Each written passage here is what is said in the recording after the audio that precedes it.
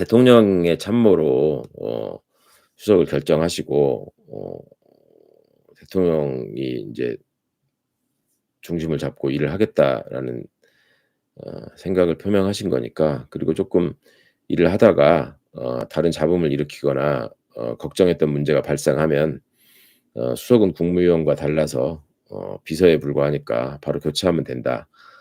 이런 생각도 갖고 계실 것 같고, 어 그다음에 대통령이 무엇보다도 그간의 검찰이 보인 행태에 대해서 잘 알고 계시니까 뭐 그런 점들을 어 어긋나게 뒤로 딴짓을 하고 뭐 이런 거는 하지 못할 것이다라는 믿음 같은 게 좀 있으신 것 같고요. 또 자신감도 있으신 것 같고.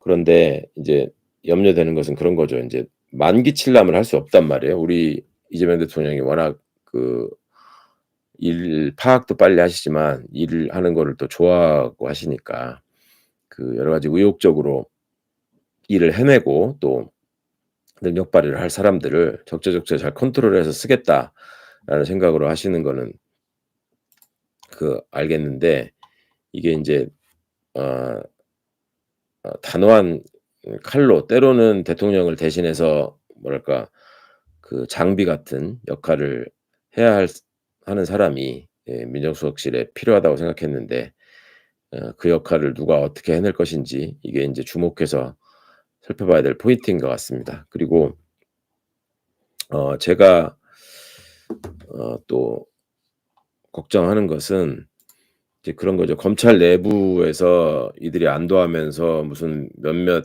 그 과거의 항맥이나 이런 것들을 통해 가지고 지들이 인연이 있다고 하면서 어 소위 말하는 살생부를 지들이 작성한다. 그다음에 뭐 요직은 어떤 사람들이 뭐 나눠 갖겠다. 이런 식의 건방을 떨고 있다는 소리도 굉장히 우려스러운 지점이고, 그다음에 우리 어 지지자들이나 당내에서도 일부가 검찰 내부를 잘 아는 사람이 역량을 발휘하면 더 좋은 거 아니냐, 이런 인제 기대를 하시는 거죠. 저도 그런 점이 아마 대통령께서 생각하신 중요한 부분이 아닌가 싶습니다. 그러니까 내부를 잘 모르는 사람이 계속 파열음을 일으키는 것보다는 어 법과 제도를 통해서 어차피 완수해 가는 과정에서 내부를 잘 아는 사람이 조정하고 컨트롤을 하면서 대통령께 조언을 하는 게 더 나을 것 같다라는 생각을 하신 것 같고, 또 다른 한편으로는 기존의 노무현 정부나 문재인 정부에서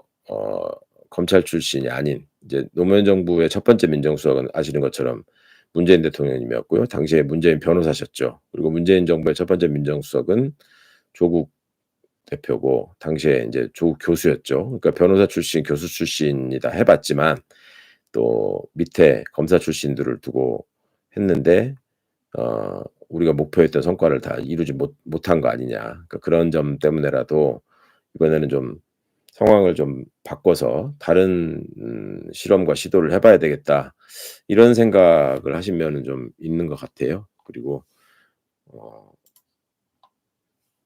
그런 과정에서 생기는 여러 가지 비판적인 얘기들은 본인이 충분히 알고 계시고 대통령께서 그 부분을 충분히 인지하고 어 앞으로 인제 대응하고 대처할 수 있다라고 생각하시는 것 같으니까 그 부분은 일단은 뭐 대통령님 뜻을 존중하고 믿어야죠. 그리고 좋은 결과가 나오기를 바라야 되는데, 과거의 경험에서 우리가 놓치지 말아야 될 점들은 기억을 하고 그걸 통해서 다른 위험이나 잘못된 길을 예방할 수 있다면 더 좋겠다라는 차원에서 말씀을 드리는 거죠. 그러니까 검찰 내부에서 뭐 만세 부르는 것까지는 아니더라도 안도하면서 뭔가 얼굴이 표정이 밝아지고 있다.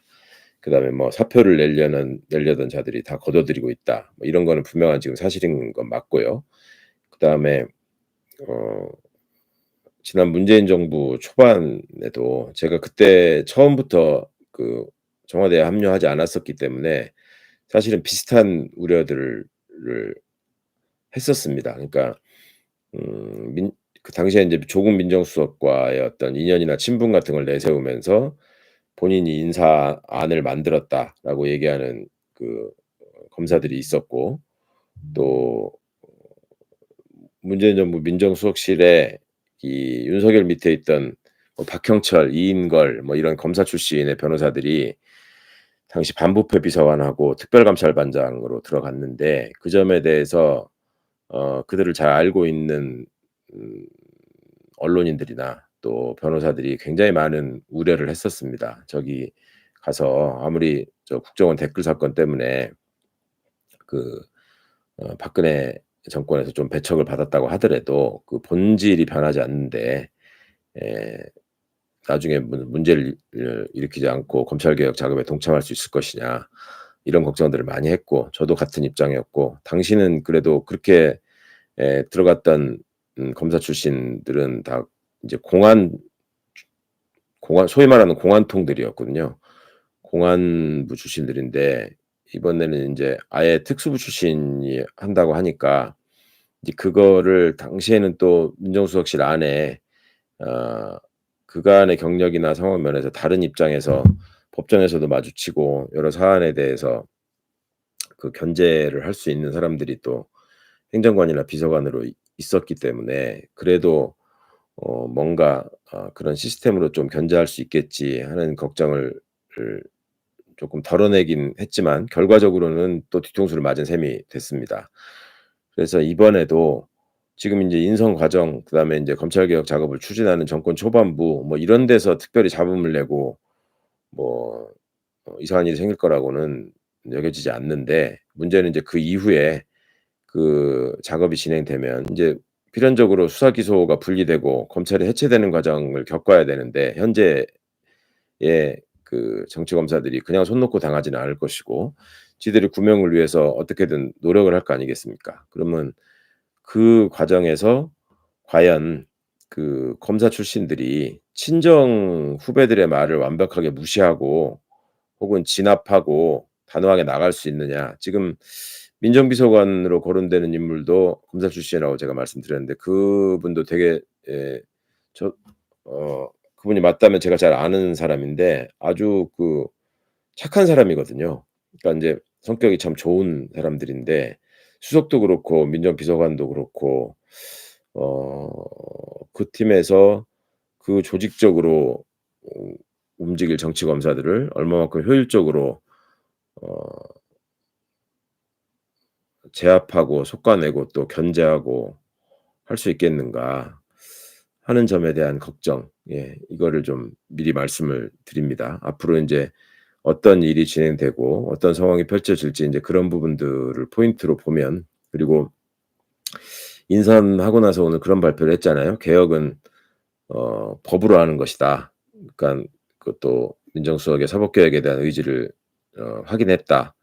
뭐 이렇게 지금 발표를 했기 때문에 이제 민주당이 아직까지 인제 검찰개혁 법안을 그 조국혁신당 법안은 제출돼 있는데 대동소이한 내용으로 민주당이 법안을 만들었다라는 것까지는 알려져 있지만 그 법안을 아직 제출하지는 않았습니다, 정식으로. 대선 끝난 이후에 에 제출하고 어 "잘 처리하겠다." 이런 정도의 방침만 있었던 것 같은데 인제 그 법안이 제출되는지 그리고 그 법안이 제출되는 내용은 무엇이고 법안이 제출되고 나면 민정을 어떻게 움직이는지 뭐 이런 점들을 좀 보면 우리가 하는 것이 현실화될 것인지 아니면 걱정을 안 해도 될 것인지 이런 점들이 뭐 어 드러 드러나는 게 그렇게 어렵지 않을 것 같습니다. 그러니까 쉽 상당 부분 어떤 징후를 통해서 감지할 수 있는 측면도 있을 것 같아서 저는 하여튼 그런 포인트나 그런 지점들을 유념해서 우리 어 대통령 비서실이 잘 체계적으로 움직여 주기를 바라고 우리 또 대통령께서도 이런 부분에 대해서 충분하게 알고 계시고 또 보관이 있을 거라고 생각합니다. 그런 점들을 갖고 인제 그렇다고 해서 너무 또 막 그 실망하실 것까지는 없고요. 다른 것도 아니고 그 수석 비서관이라는 게 결국 대통령의 비서니까 대통령이 얼마나 그 통솔하면서 사람의 능력을 발휘할 수 있게 할지 뭐 이런 부분이 지금 시작하는 입장에서 가장 중요한 점일 수도 있고